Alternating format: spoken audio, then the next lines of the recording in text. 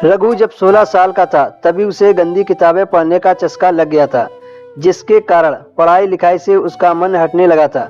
रघु अपने संयुक्त परिवार में रहता था। घर में उसके ताऊजी और चाचा जी की लड़कियां भी अब बड़ी होने लगी थीं। रघु की खुद की सगी बहन नहीं थी, इसलिए उसकी चचेरे बहनें उसे खूब दुलार देती थीं। लेकिन जब से रघु के कदम गलत रास्ते पर पड़े थे, तब से वह अपनी बहनों को भी गलत नज़रों से देखने लगा था। ऐसे ही एक बार तेज बारिश हो रही थी। सब लोग अपने अपने कमरे में बंद थे।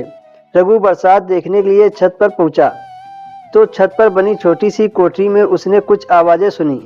वह उत्सुकतावश उस ओर बढ़ा तो उसने देखा कि उसकी ताऊजी की बड़ी बेटी माला मोहल्ले के ही एक लड़के सोहन के साथ वहां छिपकर प्यार भरे पल बिता रही थी।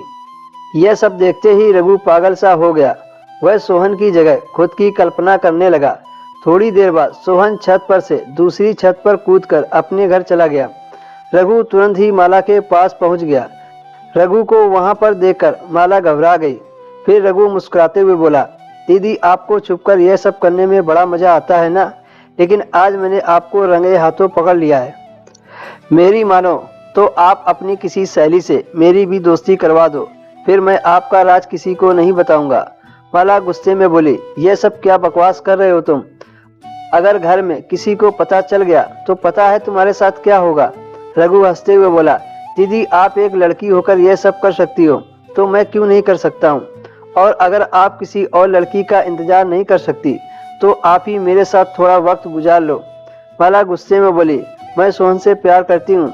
उसकी नौकरी लगते ही हम शादी करने वाले हैं, लेकिन तुम मुझसे बहुत घटिया बात कर रहे हो। रघु कहने लगा, आप सोच लो, वरना मैं आपकी पोल खोल दूंगा और साथ ही यह भी कह दूंगा कि मोहल्ले के कई लड़कों के साथ आपका चक्कर है। उसके बाद सोहन भी आपको छोड़ देगा। तभी रघु के कंधे पर किसी ने पीछे से हाथ रखा। उसने चौंक कर पीछे पलटकर देखा तो उसकी माँ खड़ी थी। वह उसे एक जोर का थप्पड़ लगाते हुए बोली, नालायक, अपनी दीदी से कोई इस तरह से बात करता है? मुझे तो तुम्हें अपना बेटा कहते हुए भी शर्म आ रही है। आज के बाद से तुम माला को बिल्कुल भी परेशान नहीं करोगे। रघु की माँ माला को समझाते हुए बोली, बेटी, अगर तुम्हें कोई पसंद है तो अपने मम्मी पापा से इस बारे में बात करो और देखो, कभी भी कोई गलत कदम मत उठाना। माला ने धीरे से सहमति में सिर हिला दिया। उसने उसी दिन शाम को सोहन के बारे में अपने मम्मी पापा को सब कुछ बता दिया।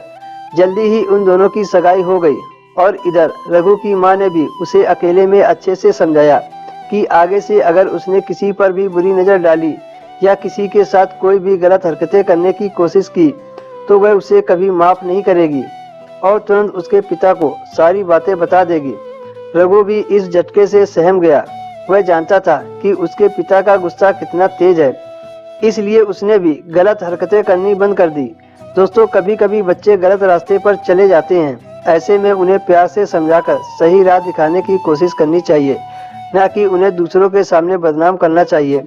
अगर हर किसी के सामने उनकी गलतियां खोलकर रख दी जाएगी तो वह किसी से अपनी नज़रें नहीं मिला पाएगा और अपने आप ही फिर से गलत रास्ते की ओर बढ़ता चला जाएगा।